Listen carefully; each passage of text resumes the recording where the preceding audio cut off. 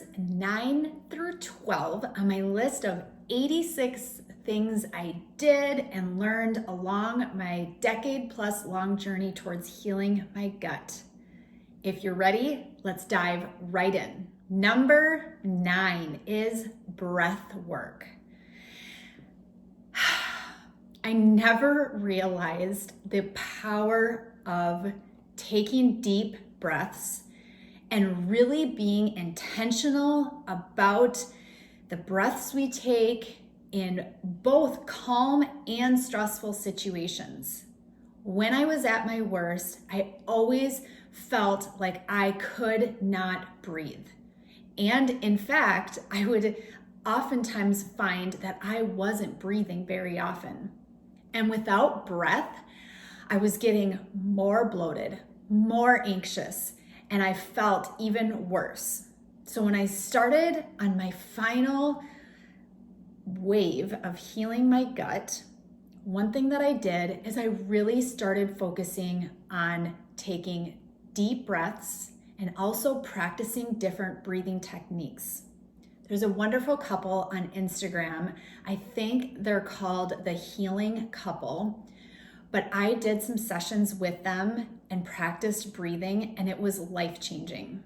I have different breathing methods and little exercises that you can do, and you'll find them on my website. But if all else fails, if you just stop and really pay attention to your breathing as often as you can throughout the day, letting all your air out and then breathing it all back in, big deep breaths, and focus on doing that maybe 5 or 10 times, you will see that you feel far calmer. And this is something that can be very good for the vagus nerve as well. So that's number 9. Number 10, bone broth. I swear by bone broth. So when I first started my healing journey, this is one thing that was there from 2009 up until this day. So I learned and perfected slow cooking an entire chicken, and then from it, subsequently making broth.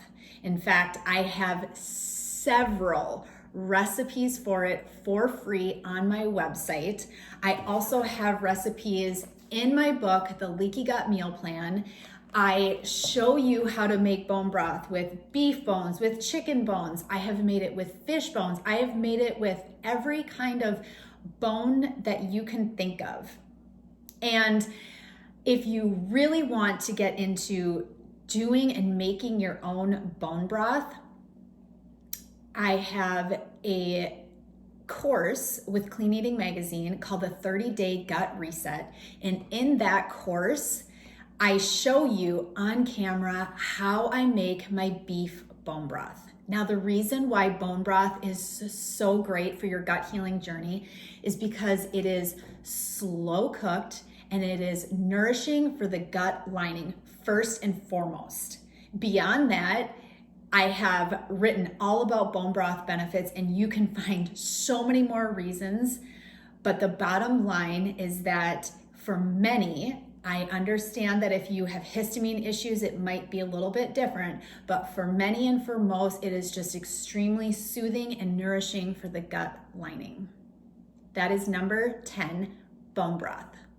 Okay, number 11, I learned the difference between gut health and gut healing.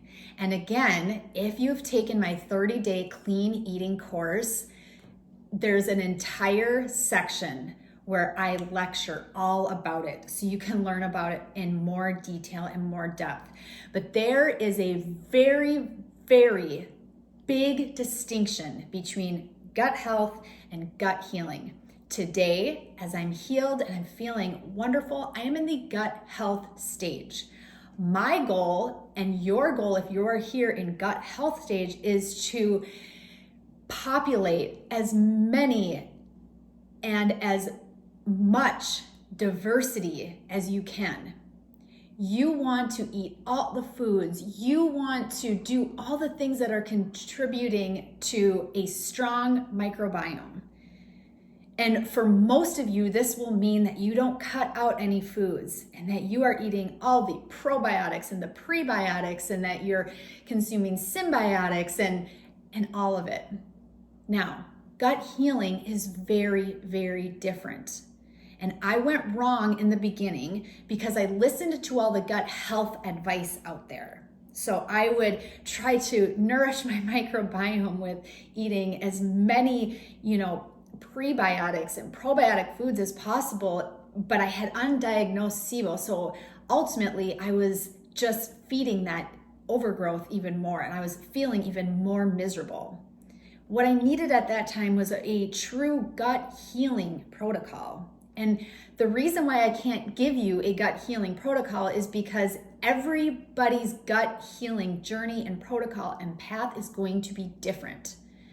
It is going to depend 100% on you, what you've been diagnosed with, what your symptoms are they current, are they in remission? It's going to depend on everything.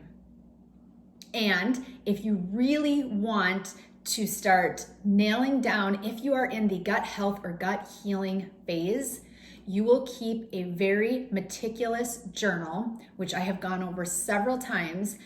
And you will note when you eat foods and how you feel. If you are still eating and almost seemingly everything is making you react, you need to be in the gut healing phase versus the gut health phase. So that is number 11, is I learned the difference between gut health and gut healing.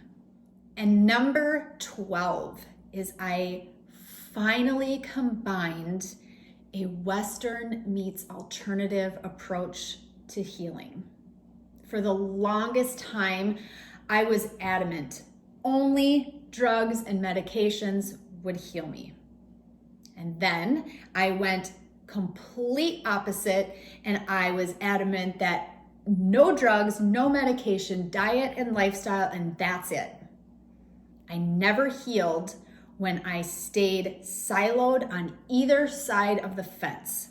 I was only able to truly heal once I meshed and merged a Western meets alternative approach. And this is because I needed pieces from both sides.